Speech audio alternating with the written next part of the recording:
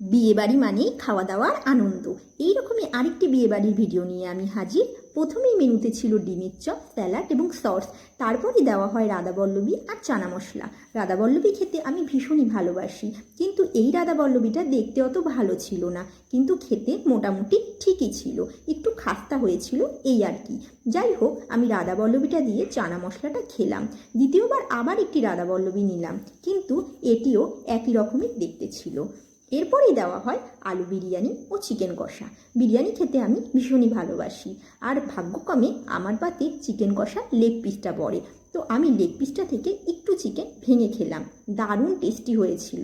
শুধু কি ভেঙে খেলে হয়, তাই একেবারে চিকেনের লেগ পিসটা হাতে তুলে নিলাম আর মুখে পুরে দিলাম। খুব ভালো খেতে ছিল। লেগ পিসটার আরেকটু বড় হলে বেশি খুশি হতাম।